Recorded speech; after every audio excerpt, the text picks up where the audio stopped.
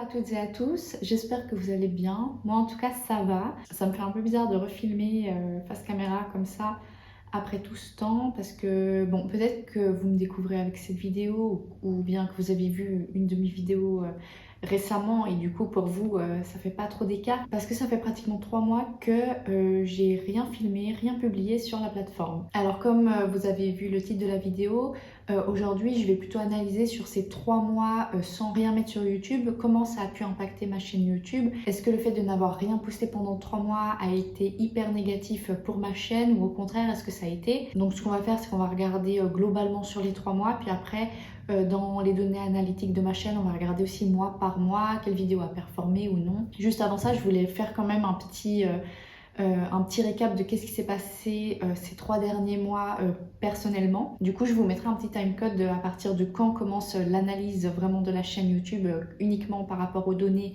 YouTube. Pour ceux que ça intéresse pas du tout, justement, qu'est-ce qui s'est passé dans ma vie un peu ces 3 mois, rien de fou, hein, mais juste j'avais envie un peu d'expliquer ces 3 derniers mois personnellement qu'est-ce qui s'est passé dans ma vie. Bon, en vérité c'est la deuxième fois que je tourne cette vidéo, ça me saoule un peu, j'ai mis un peu du temps à m'y remettre, j'ai perdu du temps aujourd'hui, ça m'a saoulée parce qu'en fait j'ai un micro Rode, mais en fait dès que je le branche à mon téléphone ça grésille de fou, c'est horrible, le son il est dégueulasse, j'ai essayé de nettoyer le son mais non, ça marche pas.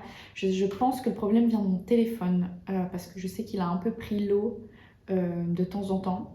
Du coup, je me demande si c'est le téléphone. J'espère pas que c'est le micro parce qu'il est assez neuf, donc ça me saoulerait beaucoup. Donc désolée si le son n'est pas terrible. C'est tout simplement que je filme avec le micro de mon iPhone. En juillet, qu'est-ce qui s'est passé pour moi? Donc je vais me remettre dans mon calendrier. Alors juillet, c'est le mois où j'ai pris mon indépendance.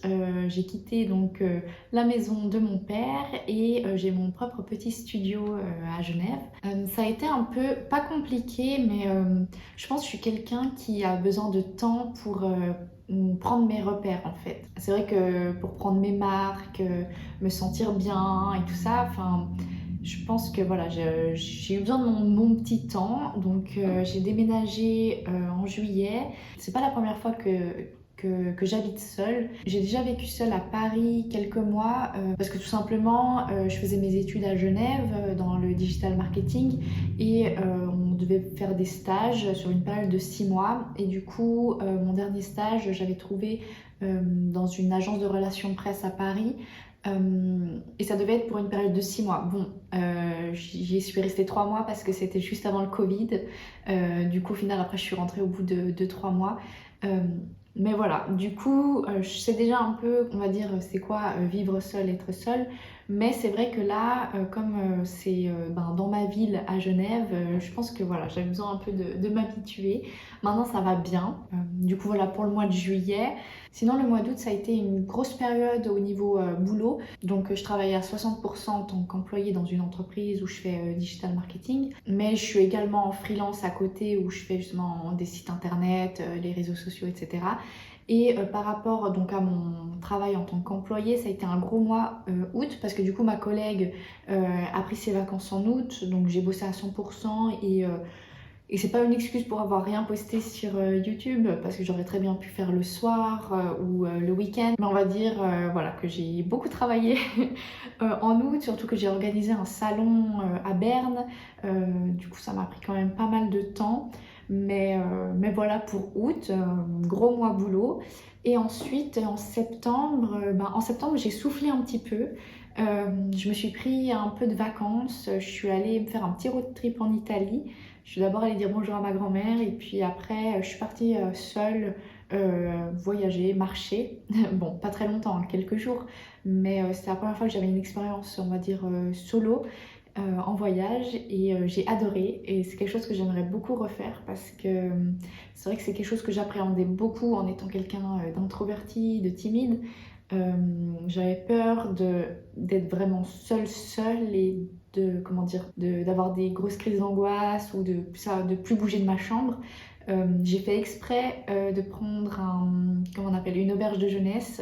C'est quelque chose avant c'était inconcevable pour moi de partir en auberge par rapport en fait de devoir partager avec des gens, pas par confort mais plus parce que Je suis pas à l'aise en fait entourée de beaucoup de gens.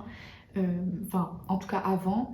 D'ailleurs, les colonies de vacances, fallait pas m'en parler. Quand j'étais petite, c'était hors de question. Je pouvais pas, en fait, de me retrouver seule avec d'autres gens et de devoir essayer de créer des contacts avec d'autres gens, c'était impossible. Surtout que je suis déjà quand même partie une fois en colonie de vacances et c'était horrible. Du coup, c'était une expérience qui m'avait un peu traumatisée et je voulais plus du tout me retrouver seule avec d'autres gens. Et au final, je me suis fait un peu violence et j'ai bien fait parce que c'était vraiment génial. Donc pour toutes les personnes qui appréhendent un peu, qui ont envie de voyager seules mais qui n'osent pas trop, je vous le conseille. En tout cas, ça fait beaucoup de bien. Donc voilà pour le mois de septembre un petit peu. Et là, on est début octobre, nouveau mois, nouveaux objectifs. Je suis très contente de retourner sur cette plateforme. Aussi pendant ces 3 mois d'arrêt YouTube, donc YouTube c'est ma passion, mais j'ai aussi une autre passion, c'est les sports aériens. Donc tout ce qui va être le cerceau aérien, la pole dance, aussi maintenant le tissu aérien que j'ai découvert récemment. Le fait de vivre maintenant directement dans Genève et d'avoir accès facilement au studio où je peux pratiquer ce genre de sport. Du coup, j'étais tout simplement tout le temps là-bas aussi. À chaque fois après le boulot, j'allais directement au studio. Ça me fait beaucoup de bien, donc voilà, c'est aussi une grande passion. Mais il y avait toujours dans un coin de ma tête YouTube et à chaque fois je m'en voulais de repousser à chaque fois de filmer une vidéo, de faire le montage, de la publier. Du coup voilà un peu le récap de ces 3 mois personnels, qu'est-ce qui s'est passé dans ma vie. Maintenant par rapport à YouTube, comment ça a impacté ma chaîne de ne rien avoir posté depuis, je vais regarder ça tout de suite, depuis le 8 juillet. Donc, depuis le 8 juillet, donc, ce qu'on va faire, c'est que je vais vous partager mon écran, les données analytiques de ma chaîne, pour que vous puissiez voir en même temps que moi. Donc, on peut voir sur ces 90 derniers jours, donc il y a eu les 2 vidéos juillet, le 5 juillet et le 8 juillet, que c'est pas trop dégueulasse. J'ai pas des stats horribles. Je pensais, parce que bon, j'ai un peu regardé et que j'ai vu que je continuais à avoir des vues, des commentaires. D'ailleurs, les commentaires, je suis désolée de avoir rien répondu ces derniers temps.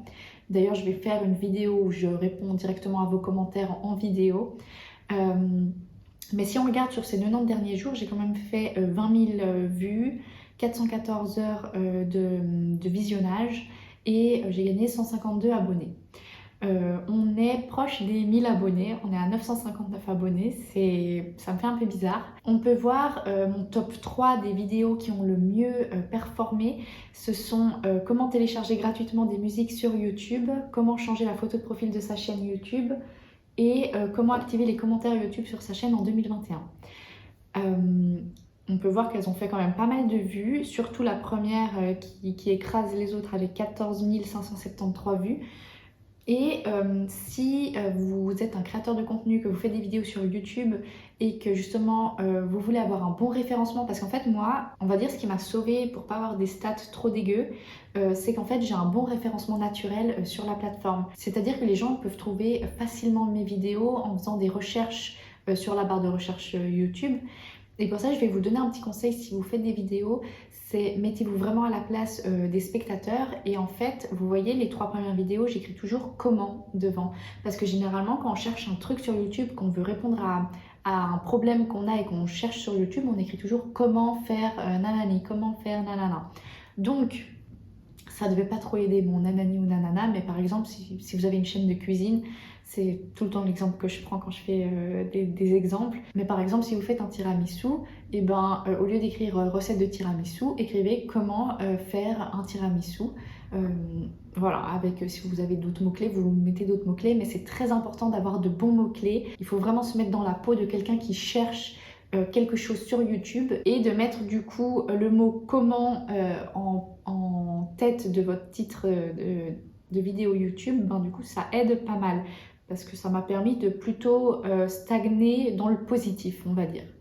Maintenant, si on regarde le mois de juillet globalement, donc on peut voir les 2 vidéos que j'ai postées en début juillet, parce que du coup j'étais quand même assez active ces derniers mois, enfin pas ces 3 derniers mois, mais avant ça je postais 1 à 2 vidéos par semaine il me semble, donc ça avait bien fait évoluer ma chaîne YouTube. On peut voir qu'en juillet, j'ai fait 6300 vues, 132 heures de visionnage et j'ai gagné 60 abonnés.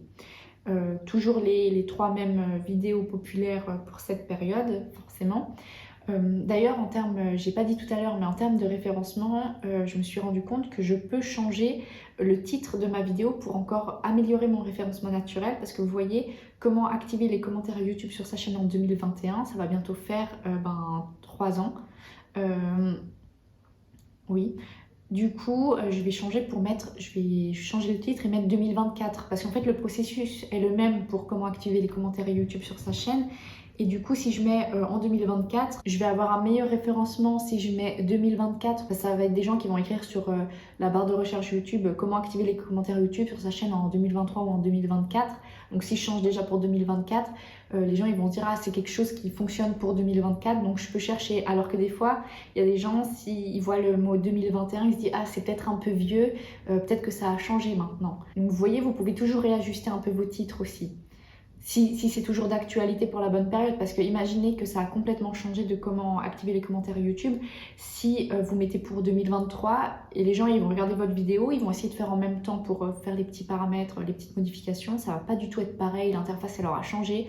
Bah, les gens ils vont être mécontents, ils vont écrire des mauvais commentaires, mettre des pouces négatifs, enfin comment on dit ça, ouais, ils vont mettre en mode c'est nul et forcément YouTube va moins mettre en avant votre vidéo si elle n'est pas aimée par les spectateurs. Ensuite pour août, j'ai 2 choses qui sont dans le vert, donc j'ai augmenté mes vues.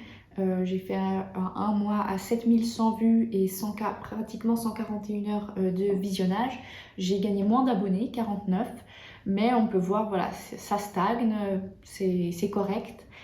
Toujours en podium les 3 vidéos qui font le plus de vues. Et enfin pour septembre, à peu près équivalent, j'ai fait 6800 vues, 146 heures de visionnage et environ 50 abonnés. Donc voilà, c'est des stats pas trop dégueux globalement. Et c'est pour ça que je me dis, mais Serena, t'abuses d'avoir travaillé autant, parce que c'est quand même du travail de trouver des sujets de vidéo, pour certaines d'abord de les écrire, ensuite de les tourner, de les monter, de faire la miniature, de les publier. Enfin du coup, tout ce travail passion que je fais pour ensuite pendant 3 mois rien faire, pour avoir des stats pas trop dégueux, mais forcément si je continue de rien publier, au bout d'un moment ça va descendre, c'est pas miraculeux non plus. Donc voilà, un mois d'octobre où j'ai envie de performer un peu plus, je me sens bien pour, donc j'ai fait ma petite to-do list avec les vidéos que j'ai envie de faire pour le mois d'octobre. On va voir si je m'y tiens, en tout cas j'espère, je suis motivée, donc je vais tout faire pour. Du coup voilà un peu globalement ces 3 mois sans YouTube, qu'est-ce que ça a apporté à ma chaîne YouTube, ça l'a pas trop impacté, donc c'est chouette. Du coup c'était ma petite vidéo retour sur YouTube, un peu analyse de ma chaîne. Du coup là je vais directement filmer la prochaine vidéo, comme ça je me suis dit que je filme plusieurs vidéos et puis je profite de les monter pendant la semaine pour avoir des vidéos un peu en avance. Je vous remercie d'avoir regardé cette vidéo et moi je vous dis à bientôt.